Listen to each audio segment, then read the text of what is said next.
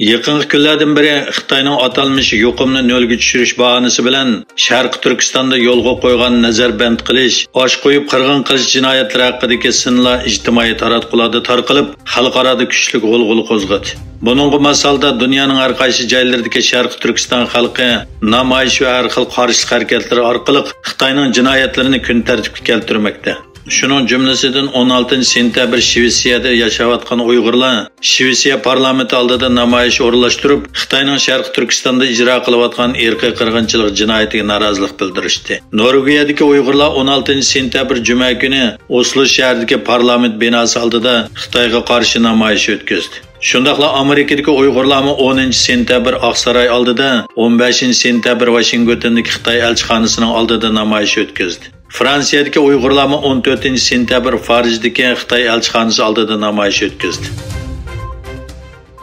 Turkiya prezidenti Erdo'g'an O'zbekiston ziyoratidan keyin muxbirlarning savollariga javob berganda Shanxay hamkorlik tashkilotiga a'zo bo'lishni maqsad qilganligini aytgan. U mundaq degan: "Elimizning sharq va g'arb o'rtasidagi ko'rik o'rni bizga misli ko'rilmagan fursat yaratib berdi. Biz bexatarlikdan iqtisodgacha, energiyadan qatnashgacha bo'lgan har sohada hamkorlikka tayyormiz." Qozog'iston Prezident Mahkamasining bayonotida qaraganda, Prezident To'qayev asos qonunning ba'zi moddalariga tuzatish kirgizishni ko'zda tutgan qonunni tasdiqlagan. Bu qonun doirasida davlatning poytaxti Nur-Sultondan Ostonaga o'zgartirilgan. Buningdan boshqa prezidentning vazifa o'tash muddati 5 yildan 7 yilgacha uzatilgan, ammo bir navbat bilan cheklangan. Sovet İttifaqı milliy, siyosiy, iqtisodiy va madaniyat omillarini qilchi nazarga olmasdan sizgan chegara siziqlari yangi mustaqil bo'lgan O'rta Osiyo davlatlari Qirg'iziston va Tojikistonni 31 yildan buyon to'qinishning patqiga patirib qo'ydi. Juma kuni kechda Tojikiston, Qirg'iziston chegarasida yuz bergan to'qinishda 27 odam hayotidan ayrildi, minglagan kishi uy makonlaridan ayrildi.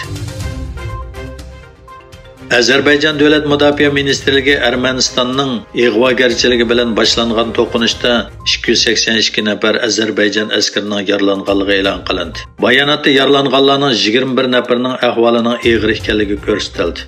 Azerbaycan 79 askarning qurbon bo'lganligini e'lon qildi. Armeniya bo'lsa, qazo qilgan Armeniya askarlarining sonini 135 deb e'lon qildi.